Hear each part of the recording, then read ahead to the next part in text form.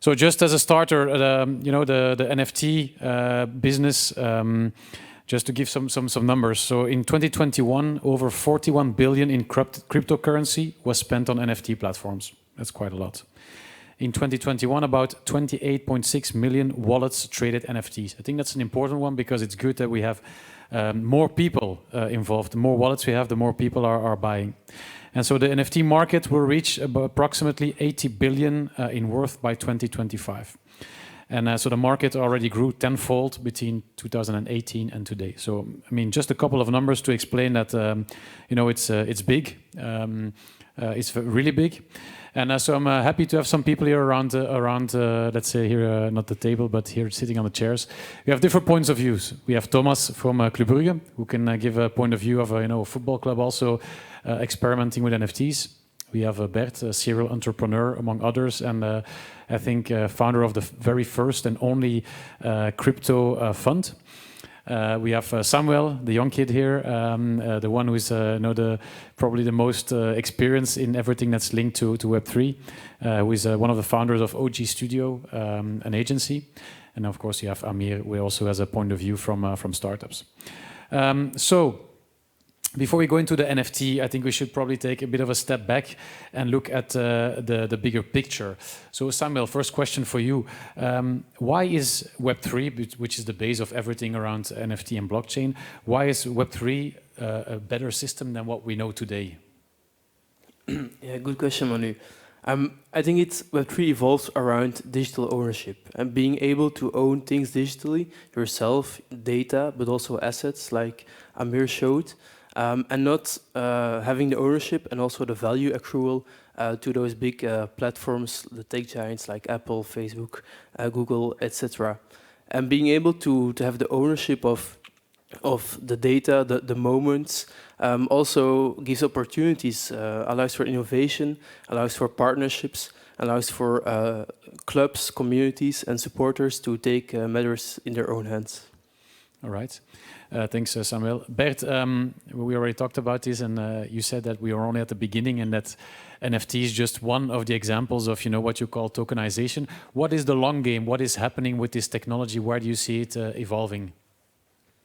Well, I think it's been an interesting 2021, as we've seen with all of these things going crazy, and basically, a lot of different initiatives trying to see what they would get out of Web3, and it's been there's been a lot of initiatives about digital ownership, but I feel like we're missing the bigger picture on the longer term, which is like basically everything is going to be tokenized, if it's football tickets or if it's collectibles. It's just the technology that is way more superior in terms of security, in terms of having the possibility of the financial transactions being embedded in them. So yeah, I think longer term, everything is going to be tokenized. It's very difficult for us to imagine this today but it's like with any technology, I think, where we mostly like or overestimate the impact of the technology on the short run, and we underestimate it on the long term. So yeah. Okay, thanks, Bert. Amir, well, you've been in contact with the startups for many years. Most recently, I think everything that's linked to Web3, blockchain, NFT came up. Do you see already an ecosystem developing around that? Do you see it becoming bigger than let's say, the other sports startups? I would say not yet. I do see, again, coming from the brand's perspective, that there is a real appetite to learn more. We've created the Sports Metaverse NFT Forum, and a lot of brands are just coming in to see what's new, what's happening. I think, as mentioned, I think the industry, there was a hype in the beginning. Now, it's settling in, and the real essence will stay and will develop like any other businesses. The appetite is there. I think the forces like Meta, which you can argue with with different aspects, but billions, tens, if not hundreds of billions are being thrown at this, which will impact this. To say to Mr. Zuckerberg's favorite, most of us didn't speak or didn't say the word meta or metaverse until he came up with this new branding. So there is a lot of forces behind it. I think it will become a big business later on, especially with the blockchain as a growth engine below that. All right. Thomas, Club Brugge is one of the, let's say, the most innovative clubs in Belgium, you might say. You've also been dipping your toes already a bit in the water with regards to NFT, metaverse. Can you maybe explain a bit what you guys have been doing or what you have in the pipeline? Yeah, sure. So from my point of view, I have a different angle, I think, in this panel, which is from a club's point of view, and I have these three great experts next to me. But I think what Amir was already saying is it's been quite hectic, and I think the way sports teams have been addressed by these bigger brands and the cash that's been involved, it was quite substantial, which have led to a lot of partnerships, which the actual content of what that partnership could have become, or even in the long run potentially could become, mostly stayed into very short-term solutions or gimmicks maybe even. And that's something that we've also encountered, and that's also one of the reasons why we haven't been out there with that one big NFT project at this point. But we are looking indeed into things like the ticketing and the way we can actually have that unique access token. And if you see what has happened in the Champions League final and how these tickets have been fraudulently passed on and so on, that is black market that's out there. And so for me, it's not just really about the experience alone. It's also about, can we solve some problems that we see in the market today? And I think NFTs definitely can play their role in that. Yeah, I've been in contact with Bob from Club Brugge a couple of months ago when we were also looking at launching an NFT collection with the RBFA, because of course with the Red Devils going to the World Cup, that was red hot, and we decided not to go yet because the hype was a bit over and suddenly everything was crashing. And I think you guys experienced the same. And Samuel, after that crash, I think we also had contact, and you said, the importance and key is getting the community, creating a community around NFTs, around Web3, and then only after that maybe you can go with something. How do you then build this community? Because maybe the Gen Z generation is probably the most savvy in that area. How do you grow it? How do you get let's say a normal average Joe football fan to get a wallet, for instance? Yeah, that's the hard part, right? To get the average Joe, the 1895 supporters on the wallets. So I think distribution is key. Start giving away these NFTs. We've seen NFT sales, and every brand was jumping into Web3, trying to sell for the NFTs for enormous amounts of money. But just distributing, giving digital collectibles like Meta is doing now with Instagram, like Reddit is doing, giving them away for free and onboarding these people, helping them to create a wallet or make it even easier, do it within the app, Web 2.5, as they say. So I think that's key, and also providing real utility, real value, and giving them a reason to claim it, to claim the free NFT. So Yeah, you want to jump in? I want to jump in because it's what we say. Like if we look at the fans in a club as well, they're also sometimes average Joes, if I can say it like that. But it's a bit the same question. Or we bring the wallet to them, which for a lot of them is a very abstract given. Or we can really make it part of the fan journey, and just like Starbucks launched their NFT schedule or program right now as well. The idea that you can actually trade these things and then level yourself up or your NFTs as well, and making sure that you're then being able to giving that hybrid experience of both online and offline, and giving them access to things that they usually or wouldn't have. It's also a program we don't have today, but that's one of the things that I also see the value in, of course. Yeah. Bert, you've been one of the early guys into the crypto space. We're always talking about now a crypto winter. How do you see that evolving? Is the hype over? Is the value of crypto down? When will it go back up? When will my wallet again be of some value? Well, if I knew, I would probably be partying instead of sitting here if I could time the market. But no, I think I've been traveling a lot lately because I have my own NFT startup, and crypto winter is there. Everybody knows it. But I can promise you, when you go to places like New York or London, the vibe is completely. People keep building, and I actually have the same sense from people I work with in Israel as well. I think there's a lot of things going on, and when you stop looking at the price, it's different. You know, I so much agree. Like with all of this news, Starbucks is onboarding 25 million people to NFTs, and people don't even know they're receiving NFTs. The same happened with Reddit. Reddit created these collectibles. People don't even know their NFTs. It's interesting when you go on Twitter and you see like, wow, is this worth really 5,000 euros or dollars? My PFP, right? My profile picture. So yeah, I think it's now a macroeconomic thing, right? So let's see how things evolve. But I'm very optimistic that once we get through it, it's gonna explode. Okay, it's a message of hope. Yeah, to add on that, I think you make a very valid point, Bert.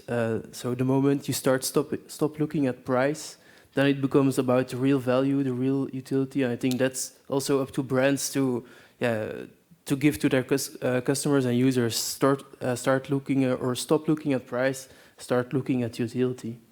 Okay. Amir, we have the World Cup, which is starting in less than 10 days, I think.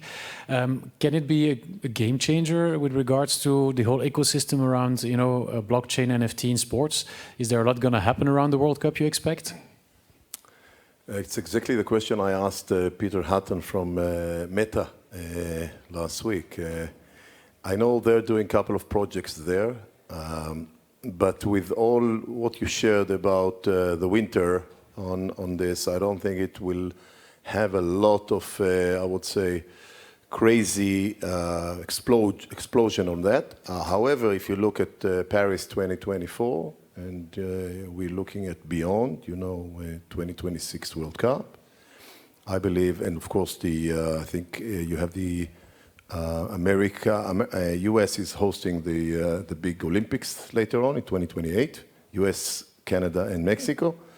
So I think this will be a very strong platforms to push this industry forward. And I just read something about Google doing a deal with Solana and Bitcoin, I think, Ethereum. So again, it's happening. I think the World Cup, that we will see some, I would say, shiny ideas and experiences, which people will say, wow, it's crazy. But still, a business model around it, building, using it in a wide range, it will be just the beginning. What I do invite people is to see what's happening and to learn and to experience. People looked at some of the project, Liverpool and others, and say, it's not successful. Liverpool did also an NFT project, which was regarded not a success. But I believe that in order to really learn, you cannot do it theoretically. Yeah, it's not in your mind. You cannot say, okay, and we speak to a lot of brands, and they are, thinking about a lot of topics. But Liverpool now learned a lot. When the market, the summer, the spring will come, they already gained tons of knowledge from their failure, from not doing it perfect. Yeah, okay. And that's my invitation always to brands. Go, do. And this is where you learn, this is where you grow. Okay. Thomas, at Club Brugge, what are you looking at, let's say, in the next 2, 3, 5 years with regards to this Web3 NFT blockchain space?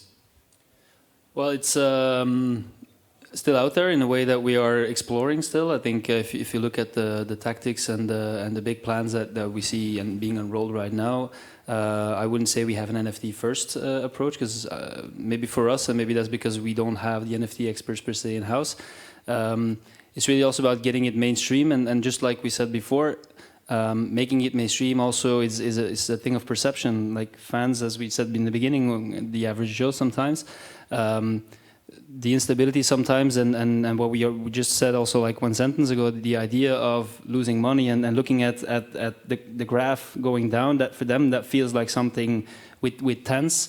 But we do what we at Club Brugge are looking at very very thoroughly is the loyalty system, and I'm very very sure that NFT will play a big role in that, because yeah, it'll spark the engagement of that community, and then the question will be, is Club Brugge the brand today worldwide? I don't think so. When it comes to the efforts and the investments you make in it, but on the other hand, you're a love brand that sparks hundreds of thousands of people. So we definitely in that loyalty scene are going to play our part. Okay, Bert, you looking a bit away from it, you know, being having your own crypto fund and also your NFT startup. How do you look at the world of sports? Can it be a sort of a catalyst to get the NFT more democratized?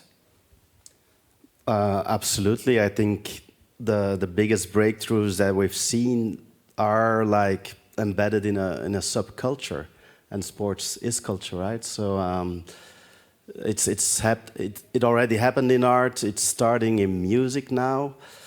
So next will most definitely be sports. To me, it makes so much sense, and especially in the States, you know, like all of the big stadia are being sponsored already by Crypto.com, etc. So I think they're working on a lot of things.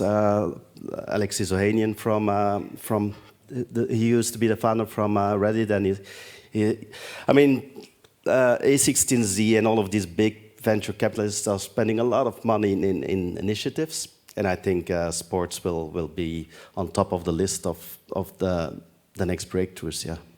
Okay, Samuel, what would be your advice for, you know, clubs, federations, leagues who want to go into Web3 and also start dipping their toes? What would be your advice, your main point of advice?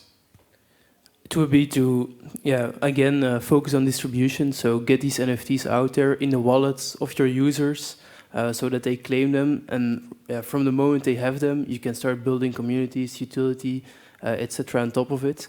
And also think about it, strategize before you dive into it. So, yeah, what is the audience you're trying to reach? What matters to them? Are they crypto natives or are they average Joes? So, yeah, your strategy and your tactics will depend upon it. So, yeah, think about it before you start. Just like classical marketing, go where your audience is and try to solve their problems. Okay. Exactly. Amir, final question for you. What is you've talked about, you know, your biggest mistake that you made? What is the biggest mistake that you see clubs, federations in sports make with regards to, you know, moving into NFT and Web3? You know, it's not related directly, but I think indirectly. I don't know if I shared with you on our last call. I was about 3 months ago, the first Premier League game. I was invited to a team by the management, and we really had, with my little son, 5 years old, we went to the pitch, we walked on the pitch before the game. It was really special, great dinner, lunch, sorry, it was afternoon. And then I sat there. Now, I support the Premier League. I know some players in the big teams, but I didn't know any of those players. I was like sitting there alongside the management, nothing. So I didn't hear any commentary. I didn't have any information.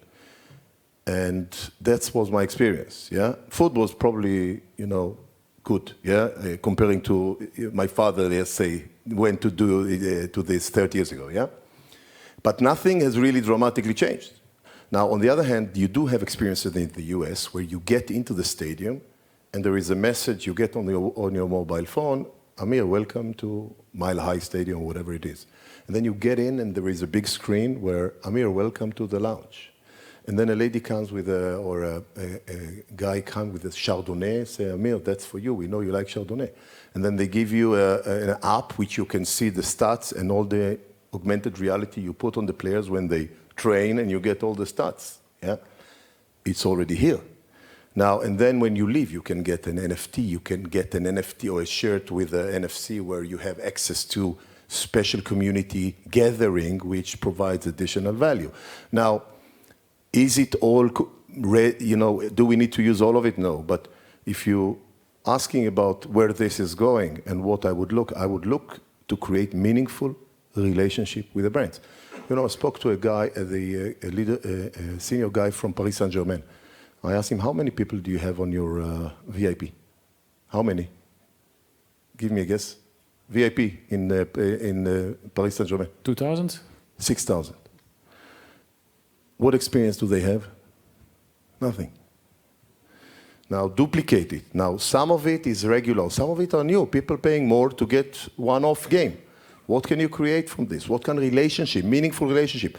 On every, app, they ask me all the details. They know everything about me. Here, there is, I would say, I'm not saying to go all the way to get all the information, but there is such a huge gap and opportunity for the clubs to start creating meaningful relationship with the fans, with their community, in all kinds of ways. And most of the clubs, especially in Europe, are very, very far from this. Some of them do not have an innovation team. You know, what we see here is miles from where most of the federations and clubs are. Yeah? I'm not just saying it because you know what I think, yeah? But if you ask me, the first thing is the mindset. You know, do you believe that sport can help you take your brand to the next level? Tech. The right technology, the right community can take the brand up. If you can get to China, if you can get through apps to technology to new markets, this can get your brand to the next level. Yeah, some of the athletes already know that. You know, you see LeBron James, you see they have fans all over the world. They already have, sometimes brand is stronger than any team. I think most of the teams, this is the way I will invite them to focus on, and not by analyzing and thinking, by actually testing and piloting and starting to get their hands dirty by implementing innovation. All right. Thank you very much for that last piece of advice. Thank you very much to the panel. Thank you very much to you guys.